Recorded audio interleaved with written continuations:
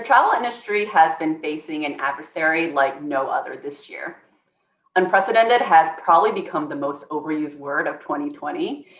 After COVID-19 brought travel to an abrupt halt, green shoots of recovery in more recent months have certainly been welcomed with open arms. But as we at Phocuswright continue tracking COVID's impact in markets around the world, the trajectory for recovery is stretched and it's anything but straightforward. We partnered with our friends over at Tripadvisor and leveraged their site analytics and traveler surveys in 6 markets to examine the evolution of traveler sentiment and behaviors over the course of this unusual year. Since the beginning, travelers have been taking this pandemic seriously. In the early days, as stringent restrictions rippled across the globe, travelers had high concerns over pandemic repercussions.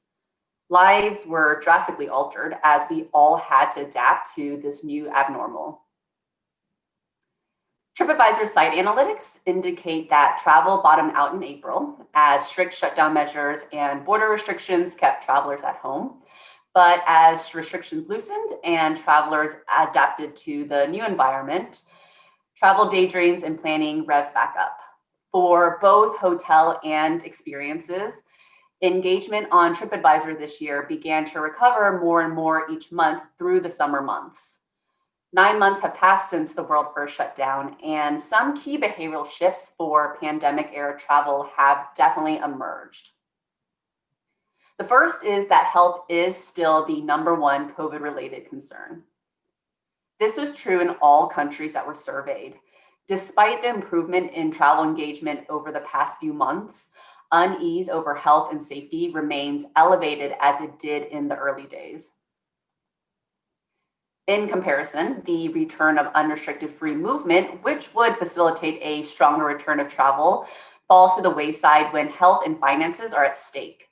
No more than 1/4 of travelers in each market consider the lifting of stay-at-home restrictions as one of their top 3 COVID-related concerns. So instead, the top 3 concerns in all countries surveyed still are health, impact to the economy, and impacts to jobs. The next trend is the shift to domestic travel.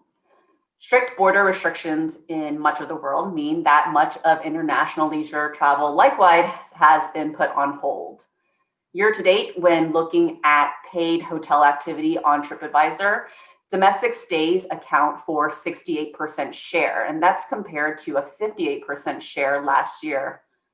Across all markets, there's been this increased share shift from international to domestic. By June and July of this year, the number of travelers clicking on domestic hotels in yellow have recovered more sharply, and they peaked in August, reaching 80% of the 2019 levels. 2020 international hotel activity in red nosedived into April and still remains well below those 2019 levels, peaking at just 31% of 2019 levels in August.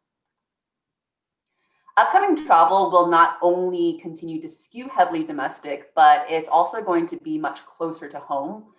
In all markets surveyed but Australia, more than 1/3 of travelers plan to stay within a 90-minute car or train ride from home during their next trip.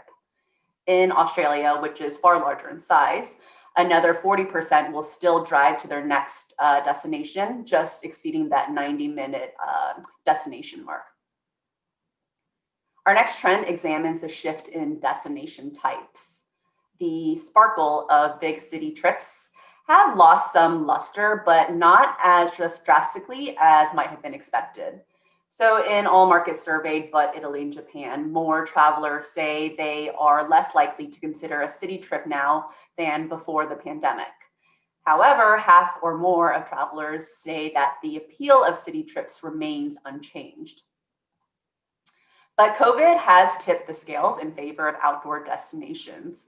The likeliness to take trips centered around outdoors or nature has increased among more travelers in all markets than decreased. Tripadvisor October hotel searches tell a similar story. So in Europe, Locations with ski and seaside resorts, they top the list of fastest recovering destinations compared to prior year. And in the US, destinations like Sedona or Key West, Myrtle Beach, these are the types of destinations that are recovering faster year over year than the big city hotspots like New York City or Las Vegas. Along with the shift in destination types and distance from home, trips have skewed toward shorter stays compared to last year. During the first quarter, the share of Tripadvisor users clicking on 1 to 2 day hotel stays had only gained 2 percentage points since last year. Since travel resumed after May, 1 to 2 day trips have continued to grow beyond that 2019 share that they held. So by October, 63% of 2020 hotel clickers were for 1 to 2 day stays, compared to 53% in 2019 in October. And Phocuswright consumer studies also indicate that shorter trips are resulting from reductions to travel budget, especially among the younger travelers. Ongoing uncertainty and likeliness that the environment could change without much advance notice means that travelers are waiting until later than before to commit to their travel plans. In October, 61% of Tripadvisor travelers clicked on hotel stays within 30 days of arrival, compared to 51% during the same period last year.